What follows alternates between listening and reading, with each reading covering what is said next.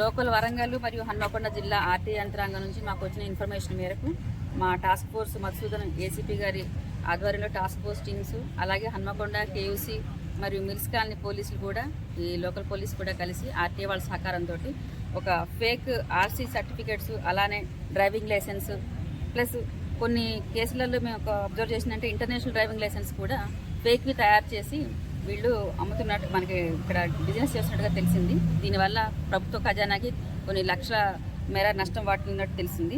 ఇందులో ఎక్కువగా మేము అబ్జర్వ్ చేసిన ఏంటంటే దీనిలో పార్టిసిపేట్ చేసినట్లు అందరూ కూడా ఆర్టీ ఏజెంట్స్ ఉన్నారు. వీళ్ళు లోకల్ స్లాట్ బుకింగ్ వీటి ద్వారా వాళ్ళకి లోకల్ ఆర్టీఏ ఆఫీస్లో వాళ్ళకి యాక్సెసిబిలిటీ ఉంటుంది కాబట్టి వీళ్ళే ఇవి ట్రాన్స్పోర్ట్ సంబంధించినటువంటి వెబ్సైట్లలోకి వీళ్ళే ఇంటర్ఫియర్ అయ్యి వీళ్ళకి ఫేక్ ఆర్సీలు, అంటే finance companies for example Sriramu, Muthoot ఇట్లాంటి వాళ్ళు ఇస్తారు కదా, బజాజ్ కావచ్చు, ఏవైనా సరే అక్కడ యాక్షన్లో కొన్నటువంటి కన్జ్యూమర్స్ ఎవరైతే ఉంటారో వాళ్ళు ఇన్సూరెన్స్ కట్టలేనప్పుడు, అమౌంట్ ఈఎంఐలు కట్టలేనప్పుడు వీళ్ళు బండ్లు మళ్ళీ వీళ్ళు స్వాధీనం చేసుకొని అమ్మటం జరుగుతుంది.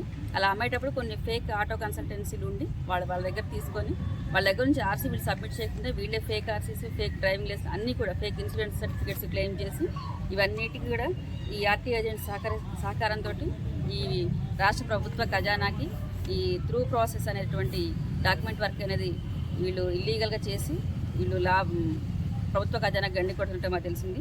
సో దీని ప్రకారం మాకు ఇన్ఫర్మేషన్ ప్రకారం మేము దాడులు చేయగా ఒక 15 మంది ఆర్టీఏ ఏజెంట్స్ని మేము కస్టడీలో తీసుకోవడం జరిగింది. ఇంకొక 5 పరారీలో ఉన్నారు, వాళ్ళని కూడా తొందరలో పట్టుకుంటాము.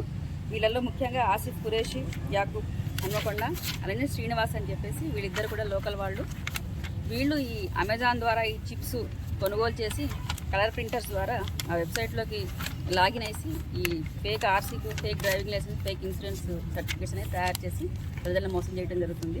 కాబట్టి దయచేసి మీరు ఇట్లాంటి ప్రజలకి చెప్పేది ఒకటే, మీరు కంపల్సరీ అది జెన్యూన్ ఉన్న ఆర్సీలు ఉన్నాయా లేవో కనుక్కొని కొనుగోలు చేయవలసిన వాహనాలని అభ్యర్థించడం జరుగుతుంది. Thank you. అలానే ఈ మొత్తం